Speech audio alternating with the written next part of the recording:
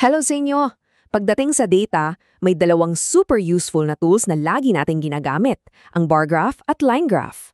Ang tanong, kailan ba dapat gamitin ang isa laban sa isa? Yan mismo ang alamin natin ngayon. So i-imagine mo to, nakolekta mo na lahat ng data mo. Andyan na yung mga numero, yung mga sagot sa survey, lahat-lahat ang dami. Ang tanong, ano nang gagawin mo dyan ngayon?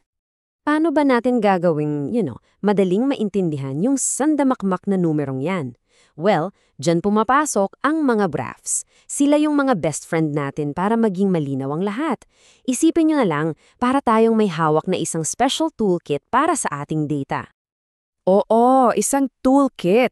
Parang sa karpentero, 'di ba? May martilyo, may lagari, bawat isa may sariling purpose. Ganon din dito. So ano pang hinihintay natin? Buksan na natin yung data visualization toolkit na yan.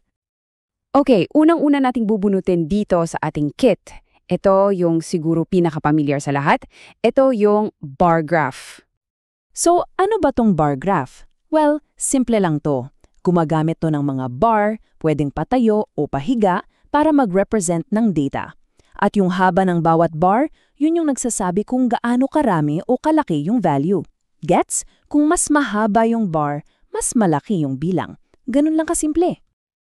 Okay, so alam na natin kung anong itsura niya. Pero ang totoong tanong, para saan ba talaga to ginagamit? Ano ba yung specialty niya, yung main job niya? Ang sagot dyan, paghahambing, comparison. Dyan aangat ang galing ng isang bar graph. Perfect na perfect to kung gusto mong i-compare, halimbawa yung mga bagay na galing sa iba't ibang grupo. Like, gusto mong ikumpara ang grades ng mga estudyante sa math, science at English. O kaya naman, gusto mong ipakita kung anong paboritong kulay ng mga tao base sa isang survey.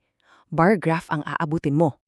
Okay, set aside muna natin yung bar graph. Balik tayo sa toolkit natin. May isa pa tayong kukunin. At ito naman ang line graph.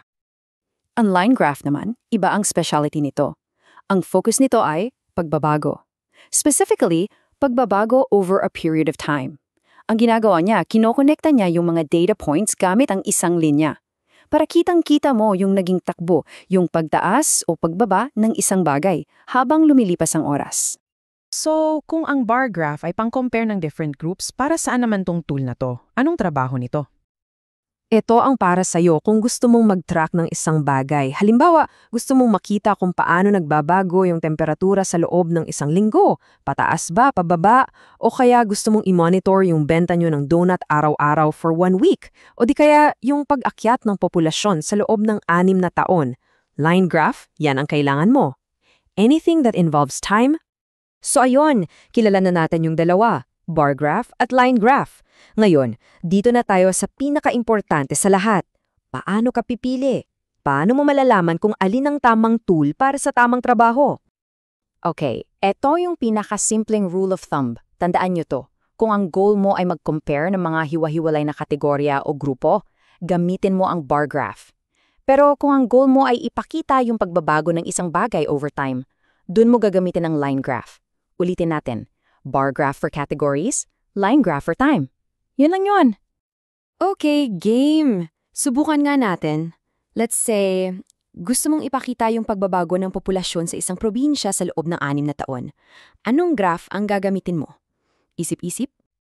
Line graph? Tama. Bakit? Kasi sinusubaybayan mo ang pagbabago sa paglipas ng panahon. Yan yung keyword, change over time. Galing. Okay, isa pa.